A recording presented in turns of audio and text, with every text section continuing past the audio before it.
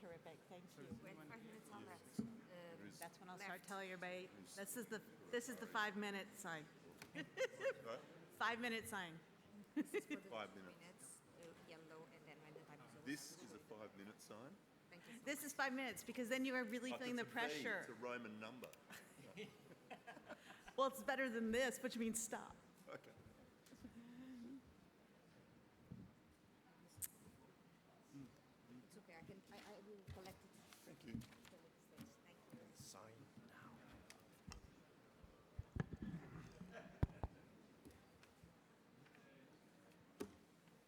Tom, what's the name? Lorraine. That was it. Did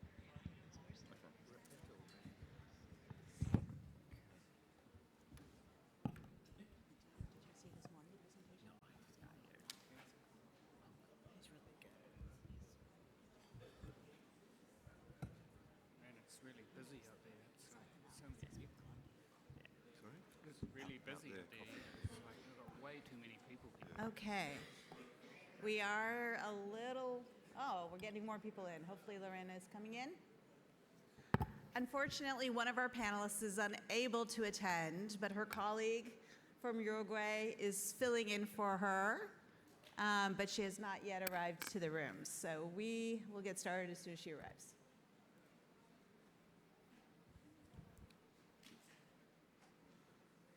Let's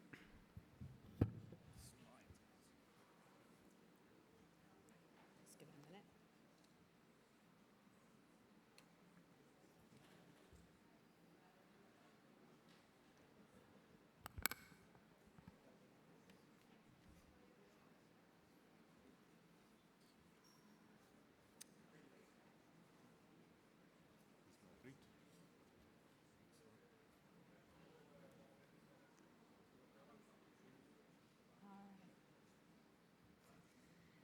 Well, I want to be a little conscientious of time. Hopefully when Lorena arrives, she'll join us up here on stage, but I don't want to lose any more time because we've got a very full hour and 20 minutes here that I'm very excited to welcome you all to the currents and future challenges associated with emerging cannabis markets. This is a panel that was put together by the International Society for the Study of Drug Policy, ISSDP, pulling together specific members of ours who have been doing research on cannabis markets for a decade or more. So you're going to be hearing from a wealth of knowledge from a variety of different countries and experiences, although we've all dabbled in each other's home areas. And hopefully you'll get some insights into what have been the opportunities, benefits, consequences, unintended consequences, good and bad, of the cannabis liberalization policies that have been happening globally. So my name is Rosalie Liccardo-Pacula. I am the president of the International Society for the Study of Drug Policy, and I have with me several colleagues that I will just introduce briefly where they are, and I'm going to ask each of them after I introduce you to tell the audience a little bit about your research in this area so they have an understanding of how long and how deep your knowledge is. So immediately to my right is my colleague for years, Bo Kilmer, who is the current co-director of RAND's Drug Policy Research Center and a professor in RAND's Party RAND graduate program. Bo? Well, good morning, everyone. So Rosalie wanted me to say a little bit about how I got into this, and well, it's because of her. 25 years ago or something, doing work largely on cannabis decriminalization. But being out in California right around 2009, 2010, the conversations about legalizing the supply of cannabis really began to get a bit serious. I mean, look, people have been debating this in dorm rooms and at dinner parties for decades. But it was at that point that that there was a bill that had been introduced into the state legislature. There were discussions about there possibly being a ballot initiative. And so the conversations heated up, and and being there in California, we kind of watched both sides of the debate talking past one another. So at that point, we ended up doing some work trying to help people, and especially the voters, understand, here's what we know, here's what we don't know, and here's some of the things you need to think about if you're going to go down this pathway toward legalizing cannabis. And I would say probably the biggest takeaway from that report was helping people understand the implications of price. And if you legalize, it's going to push those prices down, and that's going to influence a lot of the outcomes that get discussed in legalization debates. And then after that, Colorado and Washington legalized, and so I ended up spending a lot of time helping these jurisdictions thinking about the size of their market, and also helping them think about the pros and cons of the various kind of regulatory choices they have to make. And so I've done that for various states as well as other countries. So, and I've also been, contributing to the research, reviewing the research, and so I look forward to talking about that today. Great, thank you, Bo. And to his right, our colleague for many years in ISSDP, a professor at Ghent University, but far more than that, Professor Tom Decor. Thank you. Thank you very much, Rosalie. Just to briefly introduce myself, I'm a professor of criminology at the University of Ghent in Belgium, and I started researching drug-related topics about 25 years ago when I did a PhD on recreational cocaine use in the city of Antwerp. And then after that, I was lucky enough to get acquainted with a lot of colleagues from other countries through the annual conferences of the International Society for the Study of Drug Policy and the European Society for Social Drug Research. And that's how I met many of these people here and other people in the room. And one thing that came out of our encounters was the idea to start studying patterns of cannabis cultivation. So together with Simon and Chris and several other people in the room, we started studying small-scale cannabis cultivation, home cultivation. And then another thing came along in an era where cannabis was kind of more tolerated in my country, and there was a gray area in the law, and we saw the emergence of cannabis social clubs in my country. And together with some colleagues, Mafalda Pardal, but she's probably in a parallel session somewhere else, we did a lot of work on these cannabis social clubs as a not-for-profit model, and I think we might refer to that later on in this debate. Thank you, Tom. And here, finally, but you're subbing in. You've been extra challenged. Unfortunately, our colleague Rosario is unable to be with us today, but this is a colleague of Rosario's, Lorena Repetto, who is an assistant professor at the Universidad de la República and a researcher in the Latin America Marijuana Research Initiative at Catholic University with Rosario. Would you like to talk a little bit about how you got into studying cannabis markets and regulation? Okay. Hi, everybody. Sorry for being late because I couldn't get a cab or Uber or something. Sorry, very sorry. And it's a pleasure to be in this panel with these people. I read all the time. And I'm here because Rosario couldn't get here. So I think about two or three things that must be learned from the experience from Uruguay. I believe that the strength and the weakness of the Uruguay model is its policy design. And so it seems like an obvious thing, but for one hand, the Uruguay has a middle ground option model. It's like the middle option between total prohibition and a market or a commercial design policy. And I think it's strength because it allows that the state can and the government can introduce some modifications and some insights that the policy needs, because the policy started to work smoothly, and we have so many good things to share, but there are some other backlashes or gray zones that the policy needs to be improved. So One thing is that we have maybe an overregulated model.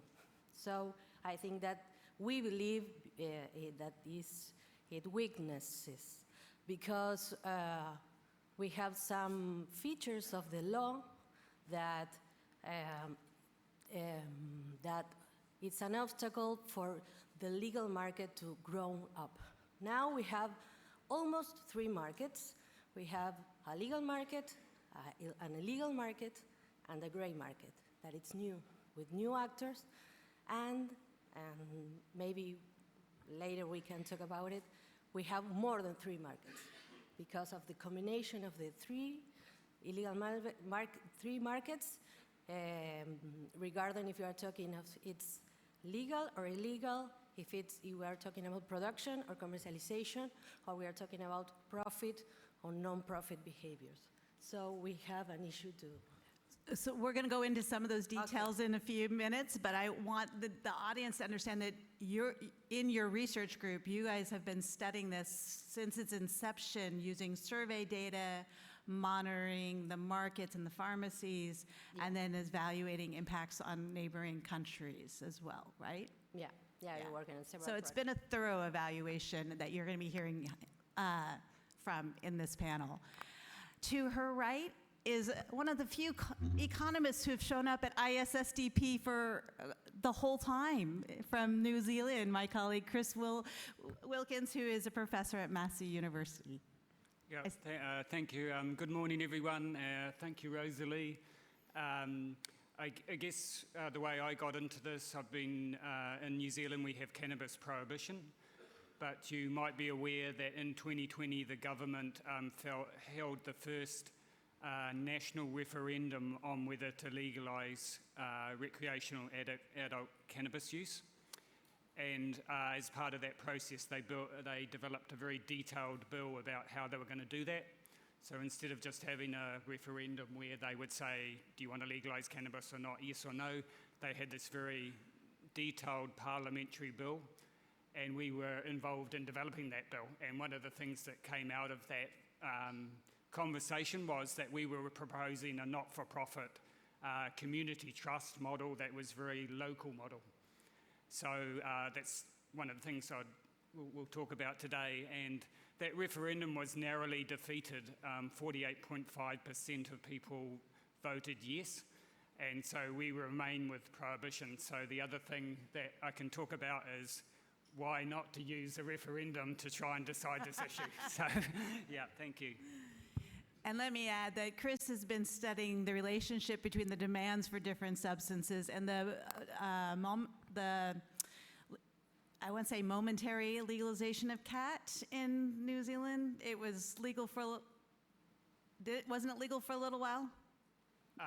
You mean NPS? Yeah, but so there was new psychoactive substances, legal party pills were legal in New Zealand for a while as well. So we tried that and that was not successful either. So I guess, yeah. Just the insights of a failed attempt to legalize or regulate, and you've studied that in addition to.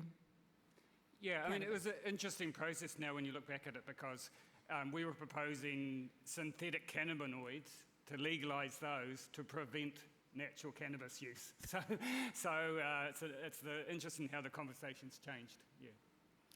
And to your right is Simon Lenton, who has been with ISSDP, I think, from the very beginning as well. He's a director of NDRI in Australia and a professor at Curtin University. Thanks, Rosalie. Hi, everyone. Look, I grew up in Australia in the 1970s, and I saw the impact of criminalisation of minor cannabis offences on a lot of my friends who we partook in cannabis consumption at that time, and what I saw was huge social impacts of getting a criminal conviction. And in the early to mid-1990s, I was lucky enough to work with a group of colleagues, some people who are here, Robert Aley, Wayne Hall, and a bunch of other people, evaluating some of the early cannabis prohibition with civil penalty schemes, infringement notice schemes in Australia. And one of the things that my component of the work that we did as part of that group showed was that getting a criminal conviction for a minor cannabis offence doesn't actually do much in terms of changing people's cannabis use, but it sure does have an adverse impact in terms of people's ability to get employment, housing issues, obviously travel when you've got a criminal record, and that was something that needed to have something done about it, and it was great to be part of that work. And as a result of that, we recommended changes in Victoria, which were knocked back due to political reasons, but also recommended changes in my state in Western Australia, and as a result of that, the Labor government, which was in power in the early 2000s, introduced a civil penalty scheme that was supported by the public, and it was in place for 8 years, and as a result, thousands of people didn't get a criminal record as a result of a minor cannabis conviction. There were problems with it, and it was then overturned by a Conservative government, not because it didn't work, but because it was caught up in the politics. And since that time, I've been involved in thinking about cannabis policy, observing what's been happening in North America, and working with my colleagues on the cannabis cultivation growing work, where we're surveying cannabis growers, small-time cannabis growers in 18 countries.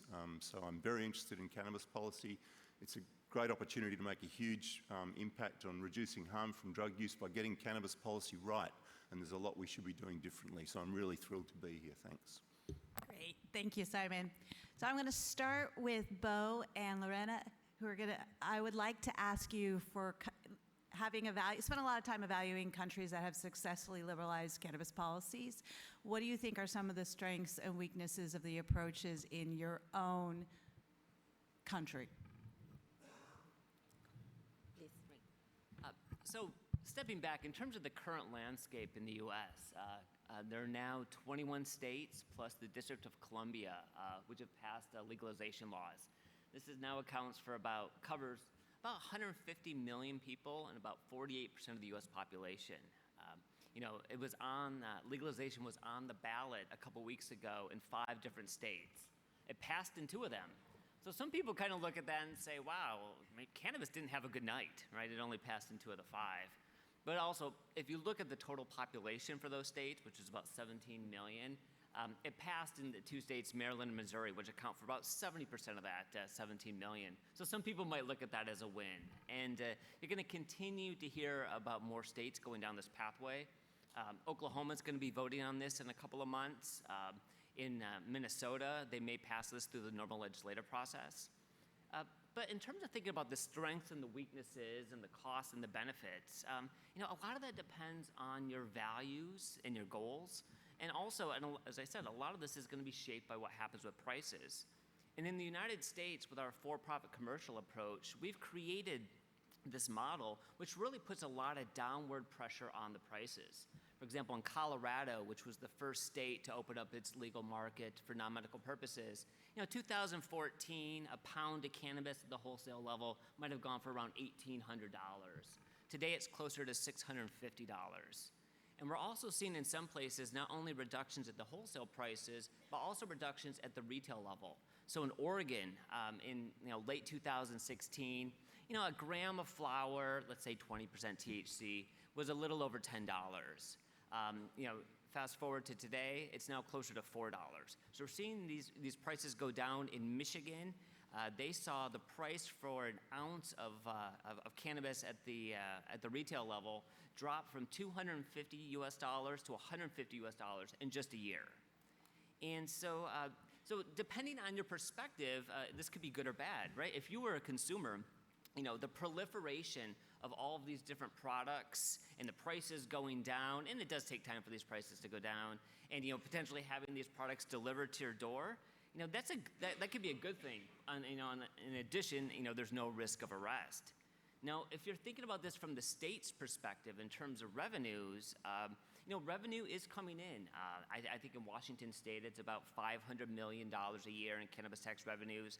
Colorado, it's been around $300 million. But what's interesting is with Colorado, if the trends continue throughout 2022, this will be the first year that they actually see a decline in their total tax revenues related to cannabis. And that's because the prices are going down.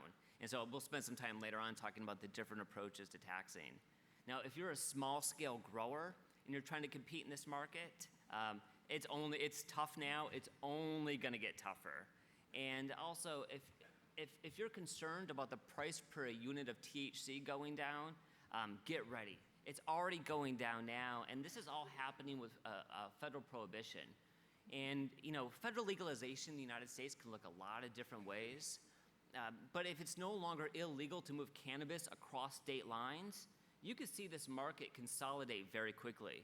With my colleagues at RAND, we've estimated that you can produce all of the cannabis that's consumed in the United States on a few dozen industrial-sized farms. That's it. And so you can see the industry consolidate, pushing prices down further. And then there are also questions about, well, you know, if you legalize at the federal level, will Amazon be able to deliver it? You know, could you purchase it in supermarkets? And this is important, especially when you think about what it's going to mean for your smaller businesses as well as some of your equity applicants. I should say that there have been some interesting innovations over the past few years. You know, Canada, you know, most of the places in the United States, they tax their cannabis as a function of the price, sometimes as a function of the price and the weight. But you know, as I alluded to before with Colorado, if your tax is a function of the price and those prices go down, well, so are your tax revenue unless you see a large increase in consumption. And so you are seeing some more places consider taxing as a function of THC content. So we see this in parts of Canada. Illinois has a crude model. But both the states of New York and Connecticut have actually they're in the process of implementing a pretty complex regime, which is a tax based on THC, where the rate differs depending on the product. And it's going to be fascinating to kind of see how that plays out. And also with New York, they're in the process of giving out their licenses for the retail market. And early on, they're giving those licenses to equity applicants as well as nonprofits. So that's going to be really interesting. And I want to say another thing which has been really encouraging in the United States has been how the conversation about social equity has evolved. Right, when Colorado and Washington first legalized, there wasn't much discussion about equity, unless you were talking about kind of reducing disparities in arrests. But over time, there's been more discussion about not just reducing arrests, but expunging the criminal convictions, which, as Simon alluded to, as in Australia and the United States too, if you have a criminal conviction for a drug offense, there are a number of kind of collateral consequences. So you've seen kind of just more discussions about that. Also in terms of how the tax revenues are spent. For example, in Evanston, Illinois, they're using some of their cannabis tax revenues for slavery reparations. And you're also seeing kind of more discussion in places in terms of giving preferences for cannabis business licenses to groups that were disproportionately affected by cannabis prohibition. And I think this is an area that's really ripe for rigorous policy analysis. You know, we need to be specific, when we're talking about these equity programs, we need to be specific about the populations that we're trying to cover, but also, like, what are the goals? You know, for example, if your goal is to help use legalization to build wealth in communities that were disproportionately affected by cannabis prohibition, would it make more sense to give out these business licenses knowing that prices are already going down? Or would it make more sense to potentially have a state store model where then the state kind of keeps those profits and then can redistribute them to these communities to help kind of, for evidence-based programs to help build wealth? And, and those choices aren't necessarily mutually exclusive. But I think that as a research community, this is something where we can be really helpful in terms of informing the debates about social equity and legalization in general. I think your points about the payment for some of the social inequities in the U.S., we had the largest arresting rate, incarceration rate in marijuana possession as well as sales was a major driver of it. That is obviously very important in the U.S., but I think the U.S. has paid a lot less attention to the cost of implementing the regulatory scheme that it needs to also support through taxation. I think Uruguay's done a little bit better of a job. So I would love to hear your perspective on how the government is supporting these three different markets. Yeah, I'm going back to the origins a little bit. And sorry, I didn't introduce myself in the last. So I work in a research team, a little research team in Uruguay, and we are trying to collect evidence to support or to that maybe it's used for policy, for public policy. And if you go back to origins, Uruguay legalized cannabis as a part of a security policy measures. that was weird, and that is something that is unusual. But the law, so it has like three main purposes: improve public security, decriminalize users, and improve public health. That came a little later in the policy design. It was a little ambitious design. So we have a policy design that where the state is present in all the chains of the production, and we have three ways of accessing cannabis in Uruguay: pharmacies, where you can buy cannabis, cannabis social clubs, and home growing. And we have some specific issues and some advantages for each of the mechanisms. But I believe that maybe one of the two weaknesses are very, very present in this design. We have a mandatory register, so people should register with her number of document or something to select one of the three ways of accessing cannabis.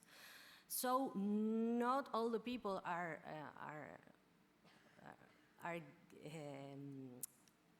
want to register, want to leave her data to access cannabis. This is a very hard, or it's the most conflictive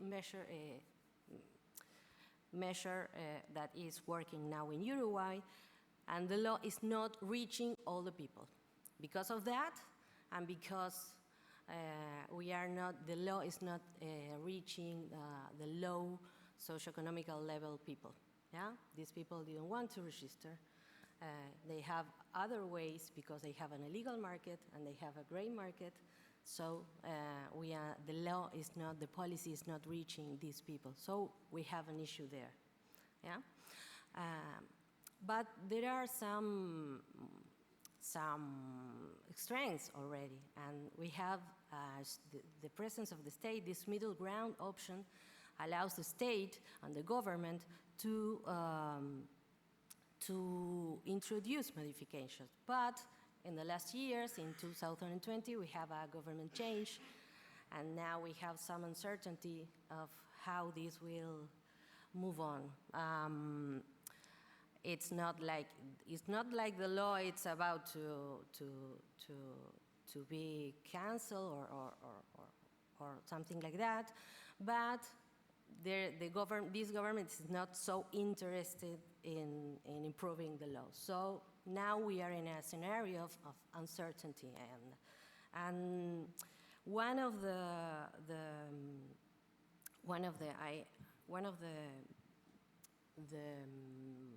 challenges now it has the law is to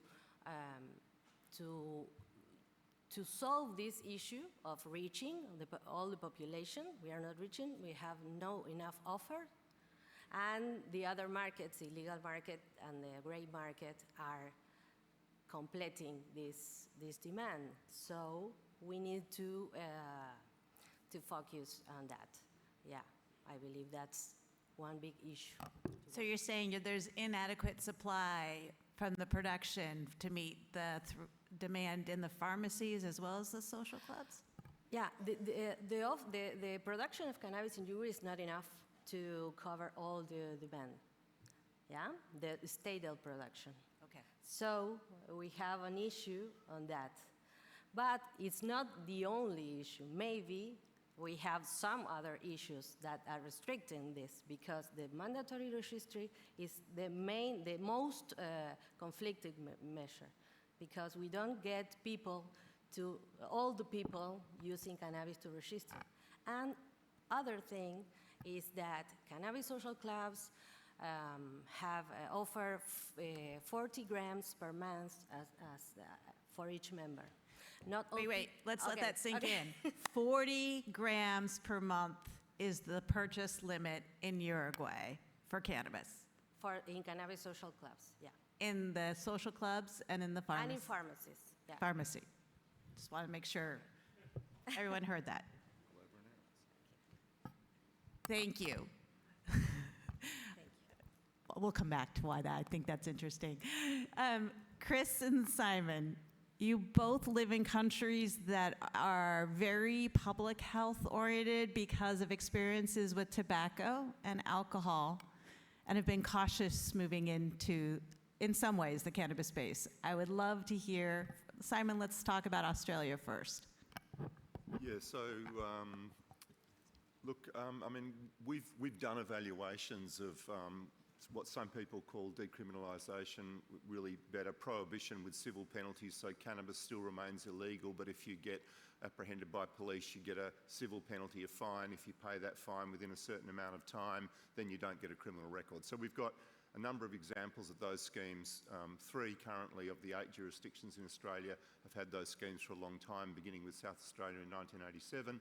We've done evaluations of those schemes. We know that they reduce the impact on individuals in those schemes. They don't result in increasing use, but there's some problems with them. And some of the problems are that you can get net widening depending on how police implement them. You can get more people kind of caught up in the criminal justice net, which is a significant problem. It's also an issue for minority populations, populations of colour, other disadvantaged populations, where the same kind of inequity that applies to those populations in all other sorts of laws also work in this space as well. So there can be increased adverse impacts on those groups, which is important. And the third thing, which is an issue, is that they don't really deal with the supply side of the market, because even though they might have ability to or at least you don't get a criminal penalty for growing, maybe 2 plants under such schemes. One of the issues is that most people who smoke cannabis, even people who regularly smoke cannabis, either don't have the motivation to grow, they aren't able to grow because they live in an apartment or whatever, or they don't know how to grow, or they just can't be bothered to grow. So we need to find a way of supply for the majority of cannabis users who probably won't grow their own cannabis. And these schemes don't do that. We've got a new legal model in the Australian Capital Territory in Canberra, which allows people to have up to 50 grams of dry cannabis, adults that is, or up to 150 grams of wet cannabis. They can grow up to 2 plants for themselves, maximum 4 plants per household, but they aren't able to share or supply with others, and that's a problem, right? Because most people aren't going to be growing plants. So we know what reduces the adverse impacts of a criminal record on individuals, but unless we solve the supply problem, then we've got a real problem in the market. And when we look at the profit-driven commercial markets that we're seeing in North America, particularly in the US, we see problems very much akin to what we see with alcohol and tobacco. We don't think that's the answer, and that's where these middle ground options come up, and that's what we're going to be talking about. So that's me. Chris, you want to talk about New Zealand? Yeah, I mean, as I said, one of the proposals we developed up was not-for-profit community trusts, local community trusts, and those models are already used in New Zealand to sell alcohol and also to regulate gambling, pokie machines, or the slot machines. Yeah. So, and why did we think that? Well, the not-for-profit community trusts, the good thing about them is they're not focused on expanding the market. Because it's a local community trust, they're good nexuses for help and providing education and services. Under this model, there's a statutory requirement to return a certain percentage. It was about 40% of the revenue from sales of alcohol back to the community to pay for sports, community, other services for the community. And they were controlled by a locally elected trust committee, so there was some local skin in the game. It also allowed for the money to go back to the community, and I mentioned that it was revenue, so it's not the profit that they return, but it's a percentage of all the revenue that the community generates, and there can be elections to decide who that is. And what we wanted to add to that was there was also that they would return a dividend back to the community. So even away from what the trust would be returning, statutory requirement to return, every household would get a cannabis dividend. which they would get every year. And that came out of a model we had for when we regulated and prioritised energy, is every community, every household in New Zealand who had an electricity account got this dividend. And so I get this dividend every year, so I don't care about how the energy is owned, but I love this dividend, and that makes me feel good about it. And this is important because most people don't care at all about cannabis, to be honest. So getting the community on board and actually caring about what's happening in terms of how cannabis is regulated and sold is pretty powerful. I want to say I thought the whole shared community trust model was a fascinating model, and it addressed some of what we think of as the concerns of our for-profit commercialized system. Do you think it failed because of this innovative model or for other reasons? Well, I think people could relate to that because also once you get local communities involved with it, like Maori, iwi, involved in the ownership of the retail outlets, they have a stake in the community. So they're not going to go full profit and they're accountable to their own communities. But to be honest, those alcohol community monopolies are kind of unpopular.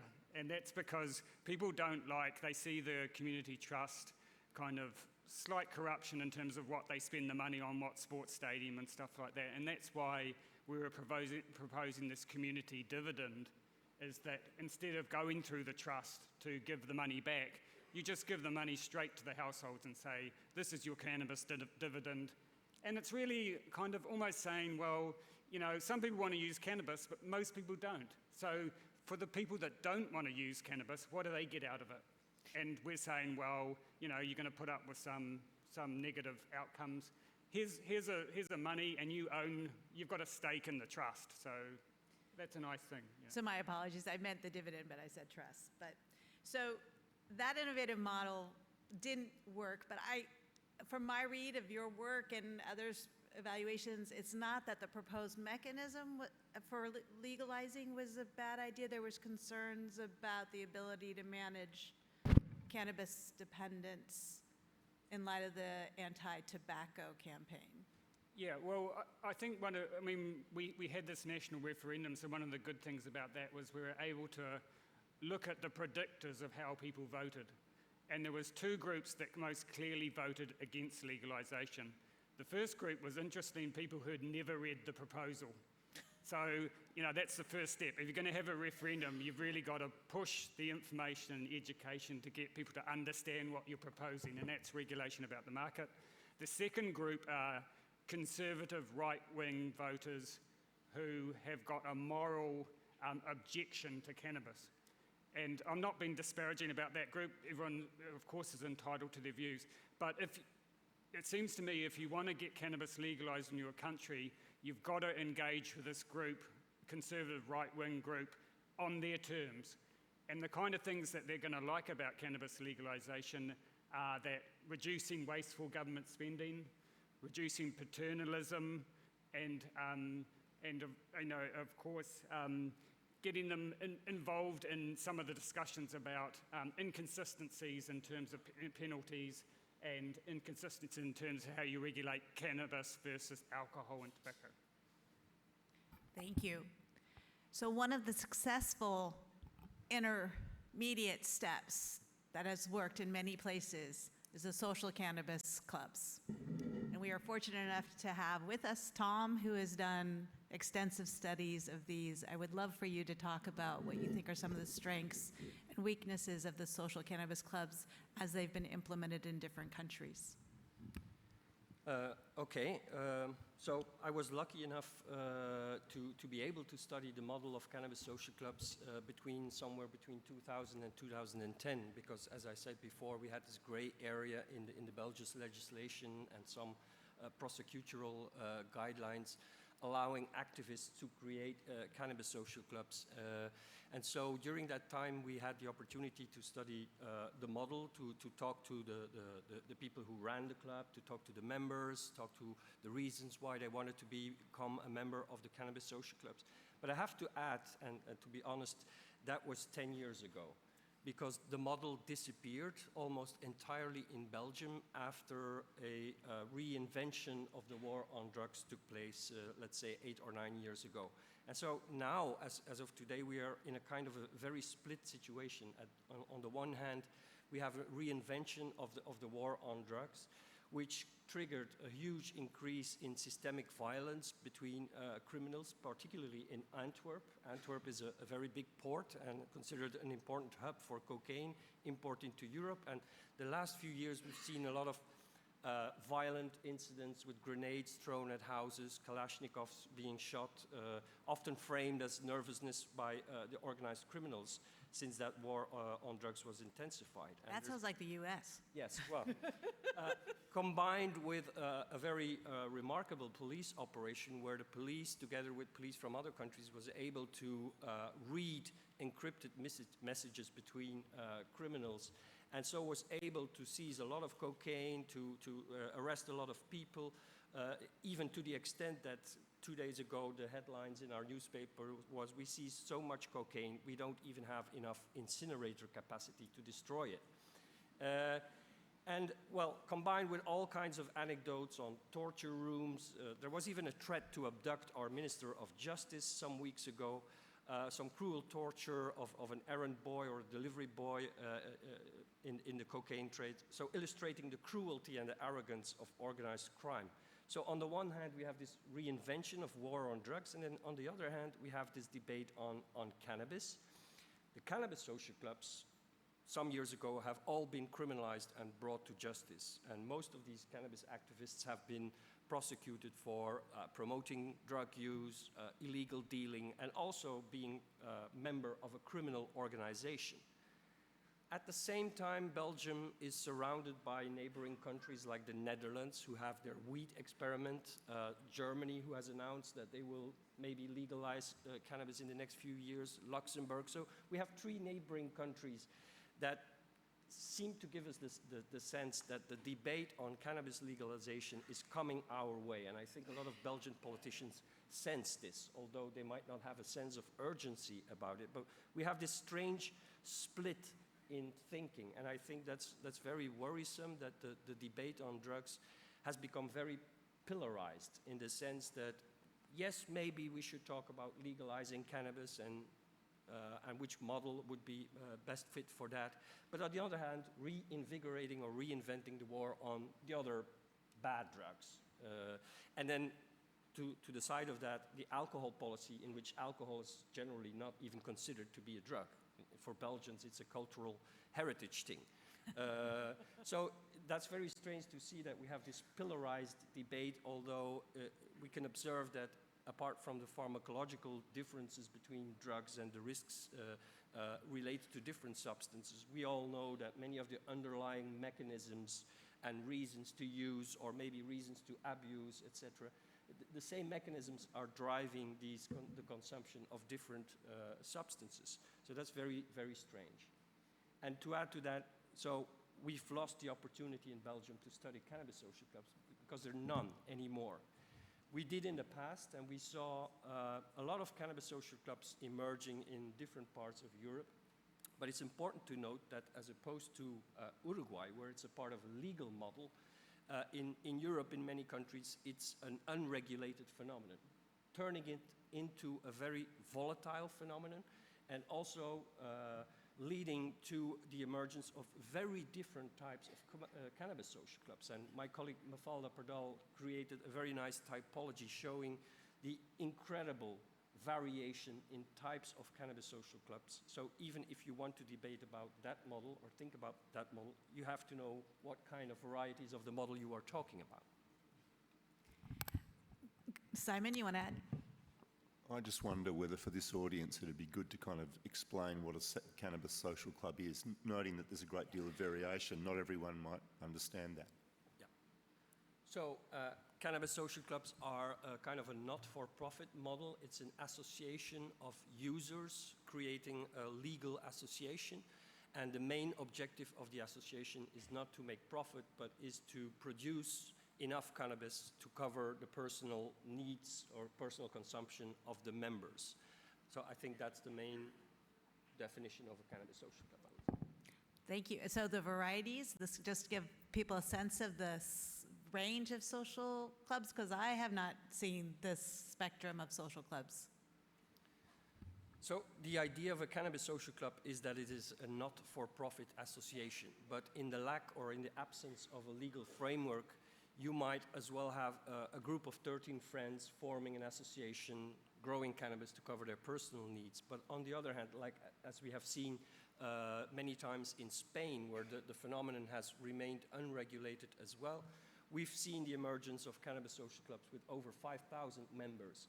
So there's people in the Barcelona streets recruiting even tourists and say, if you just pay 10 euro, we can make you a member of a cannabis social club and we'll serve you whatever cannabis you want. So there's even commercial cannabis social clubs. There's cannabis social clubs that don't grow cannabis but buy cannabis on the black market and then serve that to their members. But this is all, again, in an unregulated area, because there's a big difference with Uruguay. And maybe Lorena can explain some of the regulations around the cannabis social clubs. Yes. Because there's a cap on that. Yes, please do. Very briefly, cannabis social clubs in Uruguay should have between 15 and 45, between 15 and 45 members. So they are very smaller than this. And it's a very rigid regulation about cannabis social clubs can grow up to 99 plants, psychoactive, yeah, female. And there are other regulations about people, members can stay at the place, clubs can make propaganda, publicity, and can't, yeah. And that is a problem because they are very small, and there are other issues, but maybe we can talk about it later. No, actually, I think this is exactly the type of thing we want to all hear more of, because when I talk to both policymakers and researchers, they say we don't want to do the US model of large commercialization. Canada has not quite, they have some built-in regulations that so far have protected them from the degree of commercialization that we have in the US. I think some of that has to do with the marketing, the ability to market both the products as well as the business. But how important is it, the marketing of the products and business versus the regulation of the setting in your minds, and looking at how these markets have emerged? Is there any particular aspect that you think of these liberalization policies, as I know in New Zealand and Australia, they have not yet legalized, and Tom, you raised in a very interesting example of backward movement. What do you think are important elements in your country, because obviously social norms differ, for having a reasonably well-regulated market where consumers are encouraged to use moderately? Not encouraged, but allowed to use moderately.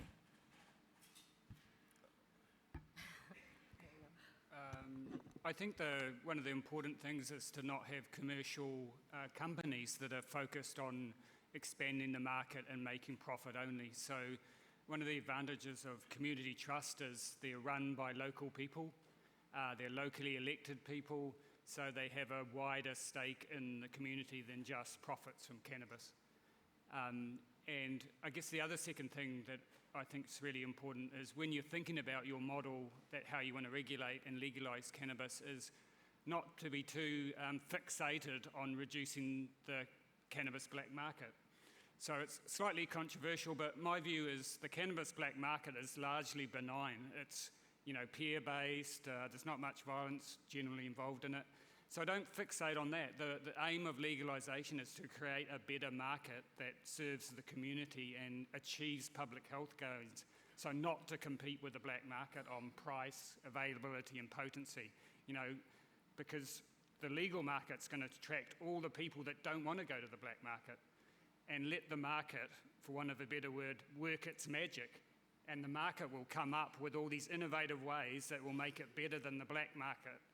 that aren't anything to do with price, potency, and availability. It's things like vaping, edibles, better information, better customer service. So they're where you want to compete. Any other thoughts? Simon? Well, I mean, I think we need to have a flexible model that includes a number of different components that are going to meet the needs of a very broad spectrum of people that consume cannabis. And I'm going to prompt my colleague Tom DeCourt to talk about the recommended model that you put together in the Regulating Cannabis book for how cannabis social clubs might work in a regulated environment, because you've talked about how they don't work when it's not regulated, but can you just tell the audience just about what your model involved in terms of how a cannabis social club could work? Well, to be honest, I mean, one of the most inspirational models, in my view, seems to be the Uruguayan model, although there's some hiccups and there's some, early problems, mainly related to registration, as Lorena has already mentioned. But I'm a real fan of this not-for-profit model for the simple reason that once vested economic interests come in, it seems that it's all about making cannabis into a commodity, and even forgetting that it's a drug that comes with some health risks, and everything is then about profit maximization. And I think if you see the complexity, and Bo can talk about that, he's very famous for his model with the 14 Ps, so all of the complex parameters that you have to think of when designing a regulatory model, is illustrating that if you go from one extreme, from prohibition, to the other extreme, which is unrestricted commercialization, once that genie is out of the bottle, it's very difficult to turn things back or to redesign things. And we should also draw some historic lessons from what we learned with alcohol and tobacco. So we know what big alcohol and big tobacco and big pharma is capable of. And we know that even with the emerging cannabis industries, the vultures are already circling, in the sense that, big alcohol and big tobacco and big pharma are moving into those multi-billion industries. So that's why and I think I'm not alone, are very much aware that we should not go from one extreme to the other, but should move very cautiously and very prudently, and maybe start with a restricted, strictly regulated, not-for-profit model, and then take it from there. So that strictly regulated model in the cannabis social club, for example, is it a function of the number of members? Is it a function of the process that you can't sell outside? You have a membership-only system, the length of time to become a member, 40 grams per month imposed even in the social cannabis club. Is that over-regulation? When you talk about regulation of these social cannabis clubs, Tom, what are you specifically thinking of as reasonable?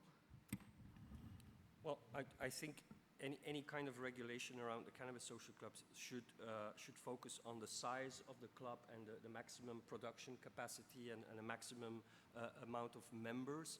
And I think the Uruguayan example has clearly illustrated that if you over-regulate administrative burden and registration for users, because we come from an era where everything was prohibited. So many people are just not willing to out themselves as drug users and have themselves registered, even if we're talking about cannabis. So I think that's one of the main lessons to take from Uruguay. Go ahead, Simon. Go on, yeah. Well, I'm going to say these things that Tom's got in his book, and he's going to tell me if I've got them wrong, because he hasn't said them. But essentially the notion is that the club is registered with the government, but the members are not. And there are conditions placed on the club in terms of not causing public nuisance, in terms of growing in certain ways, in terms of not promoting, not selling, not trying to attract people into the market. And the plants are owned by me as an individual member of the club. So I have my 3 plants, and they're grown for me by the club. And then at harvest time, the club does the harvest, all of the members go and they get the cannabis that's been harvested from their plants. and that if there's any indication that there's been some dispersal or on sale or whatever, then that has implications for the club's viability. So there's a natural sort of tendency, a control to make the club work. And there's also, ability to talk to people about their cannabis consumption. Are they developing problems of dependence? Here's some information on how you might want to reduce that. Information on, reducing harms from cannabis. And importantly, that the plants are grown without the use of chemicals that we know. Plant growth regulators, we've been exposed in the North American market that produce small plants with big flowers, but they contain chemicals that have been banned in agriculture for 2-3 decades because they're highly carcinogenic. Now, people have been buying fertilisers targeted at cannabis users for decades, which have got this stuff in them because it's an unregulated market. And so in a cannabis social club, you can be pretty sure that the way your cannabis is grown is going to be in a natural way that doesn't involve these chemicals which have health effects. So it provides a mechanism for which a number of the health benefits can be maximised and the problems can be minimised. Yeah. Did I get some of that right? Thank you, Simon, for telling us about what's in Tom's book. Thank you. Lorena, did you want to add something else about the Uruguay regulation? Something, we believe that cannabis social clubs should or may have an harm reduction function, yeah? That is different from the pharmacies or any place where cannabis is sold. Cannabis social clubs may have another kind of relation with its members. So in Uruguay, it's happening, and with Mafalda also, we did some research on that, and we arrived to idea that the clubs in this policy design are similar to dispensaries, because members can go there, clubs can organize some activities that maybe could be for youth, for harm reduction, for information that could be useful for the users. So yeah, I believe that this model is very, I like the Uruguayan model also, but we have to rethink about these over-regulated mechanisms that maybe are pushing people outside the legal market. Yeah. Say, I love the fact that we're spending so much time talking about these middle ground options. And it just seems to me that if you're a jurisdiction and you're considering alternatives to prohibiting cannabis supply, you could start with a social club model, see how it works. If it doesn't work out, you could potentially then think about something like a community trust. If that doesn't work out, then you could potentially go to a state store model.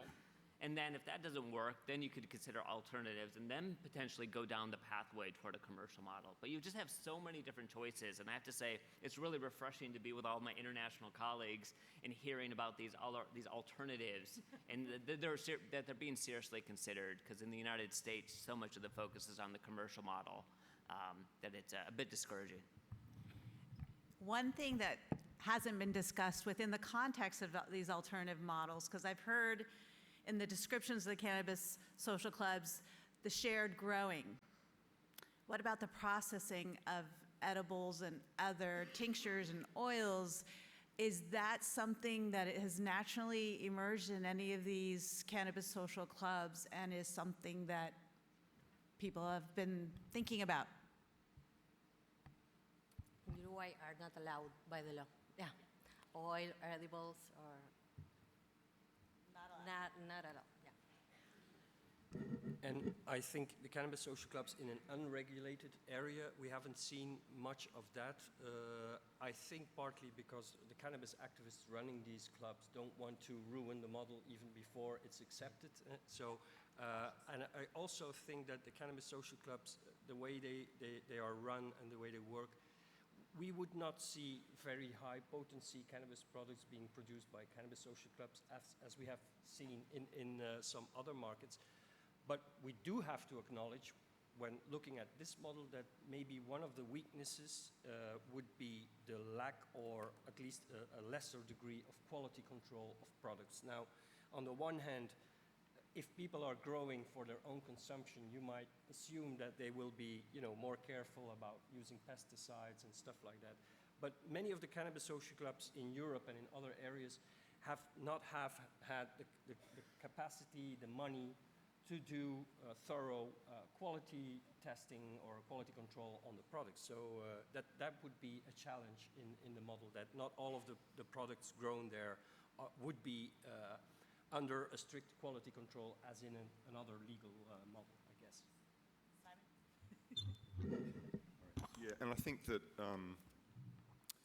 two things. One is that the high potency products, I think, seem to be much more likely in commercial markets because people are growing huge amounts of cannabis and they have all this leftover stuff other than the heads. So they have the stalks and the plants and the leaves, which have low THC in them, but if you've got enough of it, you can extract out that THC and put it into another product. And so I think from a business, commercial, money-making, profit-driven sense, it's not surprising that those companies now take that THC out, they concentrate the THC, they also concentrate all the impurities and other things, and they put it into other things like edibles, shards, waxes and vapes, and so on, some of which are high potency, and there's all sorts of concerns associated with that. So I suspect that, high potency products are more likely in a fully commercial, profit-driven market. That's the first thing that I would say. And I've forgotten the second thing that I was going to say, but I will think of it in a minute. So I'll let someone else speak. Chris, you spoke about letting the markets innovate. And as an economist, I think that's a great idea. But having watched the markets innovate in the U.S. exactly along the lines that Simon was talking about, it's a little bit scary in the commercialized market. In a non-commercialized market, is there any fear of such behavior? Oh, yeah, sure. So the community trust, I mean, one thing I'd say the difference between a community trust and the social clubs is the community trust runs retail outlets. So it offers a retail option. And I think that's pretty important because, people, at the end of the day, they're busy people, they want a retail option of getting cannabis. And also there's an opportunity to introduce other sections of the community to cannabis, which will perhaps reduce levels of alcohol and tobacco use. So there's some real important opportunities perhaps there. But yeah, in terms of controlling commercial activity and market expansion, because it's a not-for-profit organisation and most of the money's going back to the community, then there's not that really demand to expand the market. And if you're one of the people that are not even interested at all in cannabis, it still makes you feel better if you go and you find out your sports stadium was funded by cannabis industry, or your cultural event was supported by that, and your parks and some of your roading was also paid for that. So one thing I'd encourage people to imagine is imagine if alcohol was sold through not-for-profit community trusts right now. So 40% of all the alcohol sales, all the alcohol revenue in your country went back to the community instead of going to private shareholders. I think that would be a pretty amazing thing, and people would be a lot more tolerant about some of the harms of alcohol if they knew that the money was being recycled back into the community. Yep. Yeah, I've remembered a couple of things. And, I think the mixed model, the idea of a mixed model like we have in Uruguay is important. I think for regular users who are maybe in a particular location, cannabis social clubs might meet a large part of their supply needs. Having the capacity to home grow as well for some people is also going to be important, but we also need some kind of retail set up whereby people who are less regular users or who don't want to grow or too far from a cannabis social club need to get access. But the question, the thing is about having a retail option that doesn't involve commercial profit-driven system, and in Uruguay it's through the pharmacies, and we think there are some benefits of that, but there are also some shortfalls. But there's no reason why we couldn't have a tightly government-regulated, controlled retail system as part of that model, along with home growing, along with cannabis social clubs and some other method, and I think that's important. And I wanted to just throw back to Bo because, it's been easy in decades past to say, let's just tax and regulate and let's, have a system where quality is controlled. And I think Rosalie's pointed to the fact that actually it's easy to say, but it's hard to do, and particularly quality control is a costly part of the story. And I think that quality control is something that governments can have a role in. And there was a Mexican proposal that had government control of the quality system. And I think some of the Canadian system also has government having a role in that, which is important. But I just wanted to go back to Bo and ask you about, you know, how much of the sort of tax take is from cannabis, the cannabis industry, and how does it fit with the kind of rhetoric that we had before we had legal cannabis? So in general, if you look at all of the tax revenue that comes in for a state with respect to cannabis, I mean, it's usually less than 1%. I mean, it's a very small part of total tax revenues. And as I said, in Colorado, it looks like that's starting to go down. And it gets to this larger issue about what's the best way to tax cannabis. And nobody knows, let's be honest. But there is this growing consensus that taxing as a function of the price probably isn't very wise given these price drops. So that's why I alluded to before, it's gonna be really interesting to see how things play out in New York and Connecticut, which will have these separate THC tax rates depending on the product. Now, there are a couple different advantages of taxing as a function of THC. One is that, you know, it's not as susceptible to these price drops. But two, if you set it up the right way, you could potentially use it as a way to nudge people towards some of the lower potency products if you're not going to ban them. And I mean, that's an empirical question about, you know, how best to do that. But it gets to this other question that you alluded to, Simon, is that, you know, one of the costs or one of the limitations of a THC-based tax is it depends on the integrity of your testing system. And in the United States, to the extent that cannabis is still prohibited under federal law, it's meant that each state has had to come up with its own approach in terms of not only deciding which pesticides can be allowed, which testing techniques can be used, but also in terms of who's doing the testing. There's variation. There's very little testing the tester being done. And so you definitely hear stories, even in some of the mature markets, of people gaming the system. You know, in a number of states, they're allowing the producers to actually choose who does the testing. So I'll get my product, I'll send it out to 3 different labs. Whichever lab gives me the highest THC value, that's what I'm gonna go with. And that's happening. That's still happening. And as I said, part of that is because of the federal prohibition, and we don't necessarily have those same regulatory agencies saying, this is how you test, you know, and this is what you need to report. So anyways, I think that's an important challenge for those that are considering these alternative approaches to taxing, is that you've got to believe kind of those results. Yeah. But, you know, one of the drivers of the cannabis model in the US at least was, you know, it was seen as an opportunity for revenue for government to put towards social welfare and other things, but also it was a revenue opportunity, whereas what we're talking about is what's the best public health model, and maybe it's not the one that produces the maximum tax benefit for government. You know, Especially if the tax revenue is not going into providing a high quality regulated good, which is, go ahead and finish. Well, I was just going to say, it reminds me, I remember being in Uruguay before they legalized. And we're sitting there with a bunch of folks who are, you know, thinking about, you know, different regulatory regimes. And I'm telling them a little bit about what we're learning or what we're beginning to see, you know, in the U.S. And I remember making some comment about the tax revenues, and people just laughed at me, right? Because, you know, here in the United States, so much of the focus is on those revenues. But as Lorena said, so much of the focus in Uruguay is not about revenues. You know, it's a human rights issue. It's about reducing crime. And so it kind of put me in my place in terms of realizing that different people in different jurisdictions want to regulate cannabis for different reasons. And I think it's really important when you're having these discussions for people to, you know, be upfront about what they value and what their goals are. So I think if you could just put that out there, it makes it a lot easier to have productive conversations about this.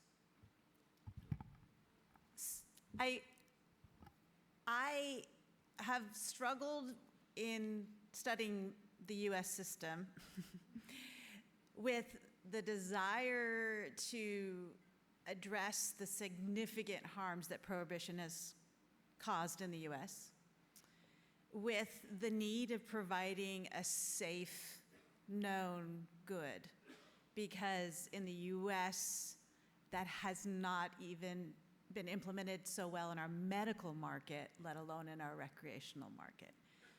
That's a US problem, I think, in part, as Bo was saying, because of the federal prohibition, but also because, to some degree, our regulations aren't set up to nudge people to do the high quality testing.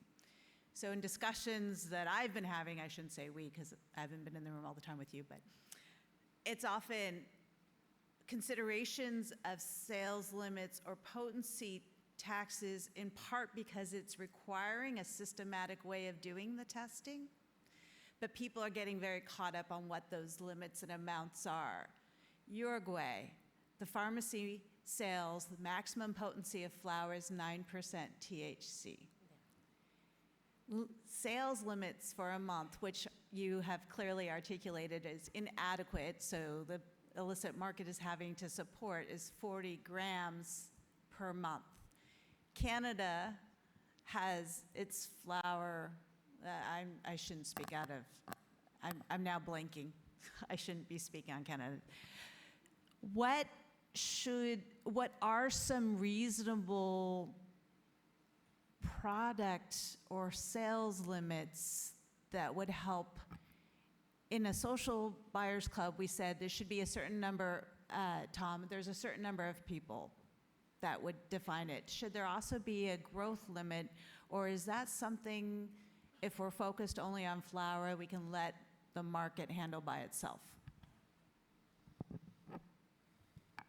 Well, in the scenario that I wrote in that book, I would also put a maximum cap on the number of plants. But of course, you need to. Oh, sorry. You need to closely look at because whatever model you put in place, whether it's a middle ground option or any other model, the interesting thing is that before we had this debate, many people argued we will replace the illegal market by a legal market. But what we clearly know is that what is happening is that we create a legal market and there's still a certain percentage of the illegal market. And I think one of the main research questions for the future is to understand the reasons, and those reasons may differ from one jurisdiction to another, but to understand the reasons why people in the presence of legal supply channels are still supplying themselves through illegal channels. And that may differ from one jurisdiction and one model to another. But it depends on a lot of parameters, quality issues, covering the personal needs, personal preferences of users, etc. So I don't have a clear answer to that, but I think it's one of the main research questions for the next 10, 15 years, to see in all of those places where there is a legal cannabis market, to see the reasons that people have to still supply themselves through illegal channels. You go first.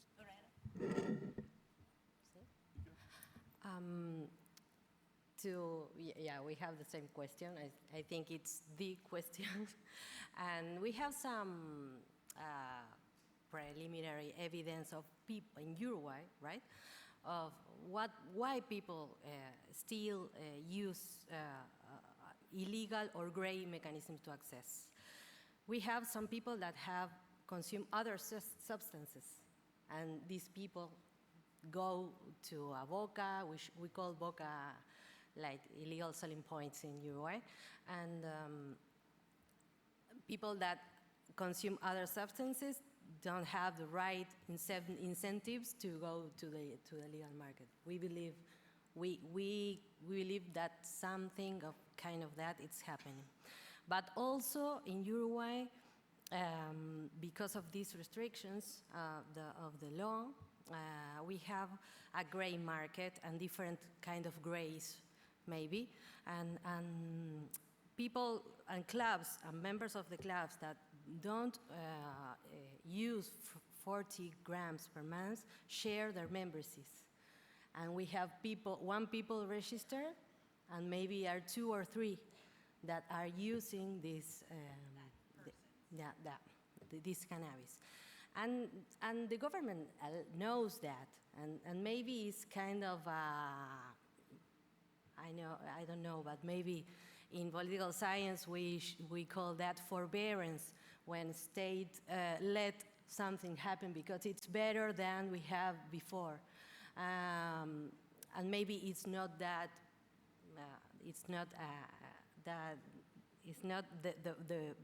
the most big or the bigger problem we have.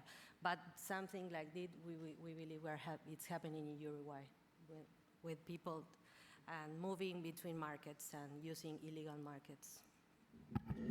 Yeah, I mean, I think, and the other thing about the Uruguay system is that, you know, you have had a small number of suppliers growing cannabis for the system, and I know that that's changed over time, and that maybe some of the problems have been because of the actual small number of suppliers, but there's that small number there, and then there's the commercial model where you've got potentially hundreds of thousands of suppliers, and the problems of regulating that market versus regulating this market.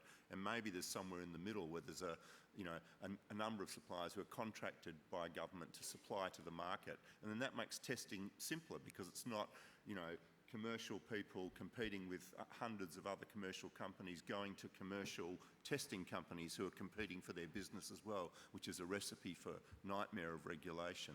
But do you want to just comment about the supply side for the pharmacies in the Uruguay market? If I want to... Yeah, you want to just talk about how it works now, how the cannabis is grown for the pharmacy model. Yeah, we have this other mechanism of access that it's retail at pharmacies, and we have, I believe now there are 3 or 4 big industries that are producing cannabis for pharmacies, only for pharmacies, and pharmacies, the people can only buy up to 10 grams per week, 40 grams per month, and this production that not covers all the demand probably, yeah. But we have like different users, people who want more levels of THC or have some more quality preference or know more about cannabis, go to clubs or maybe home growing, yeah. And people that maybe uses cannabis to sleep, to more, how do you say, one day or another, go to pharmacies because the THC levels are very low, 9, and now the government is thinking about offering cannabis that have 10% of THC in pharmacies. Right. Yeah, but this is an issue because the 3 ways are exclusive, mutually exclusive. So when you have to switch from one way to another, you have to pass some 1 month, and people from pharmacies are moving to clubs or home growing, maybe. Yeah. And I need to do a self-correction. My jet lag, and I was made a big deal. I said 40 milligrams, and it's 40 grams, and I apologize. No, I missed grams. a 0. 40 Yeah. grams. Made a big mistake there. 40 grams, though, Yeah. is still under 2 ounces. Yeah. In the U.S., in a single transaction, we can purchase an ounce, and in some states, 2.5 ounces of cannabis. And that was what I had in mind when I was saying 40 grams Yeah. and an ounce in a single transaction in the U.S., in the states that have legalized. We have a little bit of time left. Well, yes. Let me ask one last question, and then we'll come into just a high level. Someone says cannabis regulation to you. What's the first great thing that comes to your mind, and what's the one caution that comes to mind? And then we'll go to anything, and if you've already answered, say nothing. So I was here first, sorry. So the problem when you can try to regulate something, you should see what the regulation are. We see that in the methadone market, when we put some requirements for people to access, to be tested, and many of those who are not able to apply, to convey to the regulation, they go to the black market. So this is why I think existing methadone on black market is good for those to try to quit heroin. So when we put up regulation for any drug, we should see if and how all the customers may, or clients or patients may complain. I think that's an excellent point, and one that has not been fully considered in the U.S. I can only speak for the U.S. We started regulating legal supply without understanding our medical supply, to know what are reasonable regulations. And that, I think, is one of the problems when regulations get developed before the science. But that's my own personal bias. I'll let other people respond. Yeah, well, I think the other thing to keep in mind is you don't over-regulate the market unrealistically. Like, two of the things that stand out for me is public use and, yeah, the amount of, they establish a maximum amount you're allowed to purchase in a transaction. So my first question, are you seriously going to enforce any of those rules? They sound good, but seriously, once you've got a legal market for cannabis, people are going to use it in public, and I don't honestly believe that police are going to go around and start arresting people. And the maximum amount, dollar amount per transaction that you're going to enforce, this is just ridiculous, right? Because people can go in, pay $40, the max amount, go to another store down the road, or they get their friend to go in. So I would just like the person asking the question, let's be realistic about the regulations and not just try and kid ourselves that we're going to have this amazing public health market, and be balanced when we compare it with alcohol. You know, are we going to do the same thing for alcohol and tobacco? I was just going to add that, you know, I think the comment gets to this larger issue about values, right? If your goal for legalization is to reduce the size of the illegal market as quickly as possible, you're going to have fewer regulations. You're going to have lower taxes, right? You're going to want a really cheap price so you can just basically drive out those who are legally producing. But there are other folks who care more about public health, and who they're willing for it to take longer for the size of the illegal market to significantly decrease, as long as it means kind of potentially higher prices and more regulations. And I think, you know, this is getting to my earlier point. I think it's important to understand where people kind of are on that spectrum and what they value, because once I know that that's what you care about, I think we can have a more productive conversation about this. Yeah, and I would just add that there are all sorts of different stakeholders in the market, and they should be consulted, and we need to have regulations that are as workable as possible. Not everyone's going to be perfectly happy, but we need to, you know, we need to consult with as many people as possible, and as Bo says, be clear about what the goals are and listen to people who know about what they're talking about, and that, of course, includes people that smoke and grow cannabis. So we have about 5 minutes. I apologize. A question over here? Yes. Yes, my name is Paul Emmons from the Netherlands. I have a question about legal ramifications, international legal ramifications in facing the single convention, for instance. Canada just withdrew or didn't care about it, but what is your thoughts about how to deal with that in international relations, like the UN Convention? Do you want to go first? Well, maybe my answer is too oversimplified, but I kind of get a little bit irritated with the argument that there should be an international consensus and that the treaties need to be reinterpreted, or that we, on the European level, we need to have a consensus about this before we can move. Actually, if you look at the policy in practice in many countries, there's enormous differences and varieties in terms of the policy on the ground. So I think we've landed in an era where the world has become a laboratory, especially on you know, regulatory models for cannabis. And countries are doing it without the same kind of international frictions you would have in the 70s or in the 80s. Like, well, you're from the Netherlands, I guess, so in the 70s and the 80s and the 90s, the Netherlands had to, you know, explain their model all the time to the rest of the world and try to explain why they did it quite differently. I'm not defending the coffee shop model as it is today, but it seems we're in a different international climate. Actually, when Canada does this, nobody's saying, should we impose economic sanctions, or what are we going to do with these guys that, you know, just run away from the international treaties? Everybody's interested in seeing what is happening there. What are the outcomes? What can we learn from them? So I think many more countries will kind of ignore a bit the international conventions or treaties and agreements and try something. And that will be an international legal problem with the treaties, of course. But Canada is not the only one. Uruguay already did it. We didn't marginalize them. Germany. So.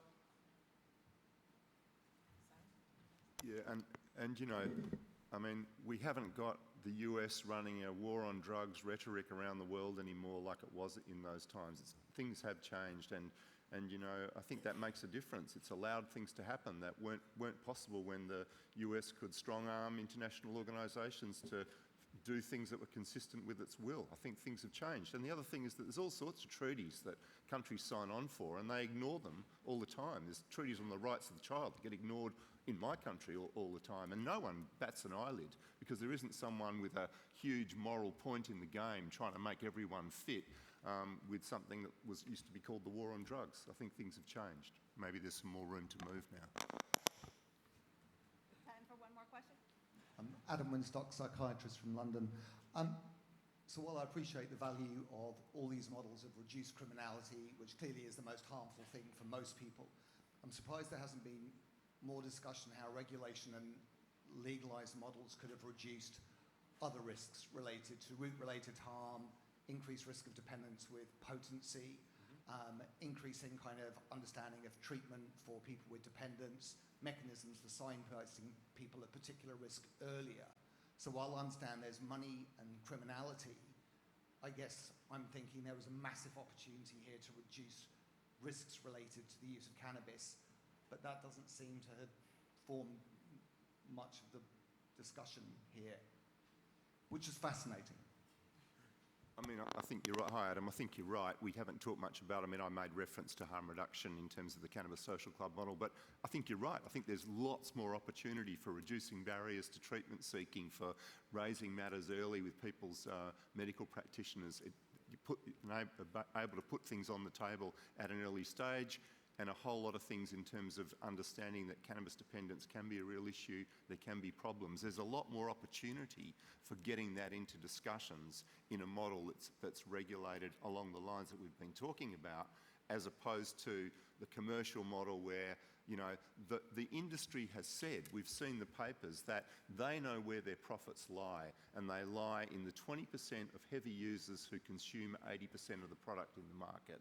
And so in that model, there's no interest in really addressing seriously problems associated with cannabis because they want to make a profit, and it's those people who are likely to be dependent who have problems. In these middle ground options, there's more room to move, and clearly in that area, which is super important. And I think to have any public health discussion, we have to have a standard unit in which we're talking about for cannabis, whether it's a potency level or a product. There will be a session on that.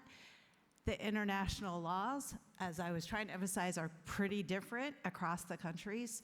We need to have, for public health knowledge, a systematic way of understanding how much is too much, where does dependence start.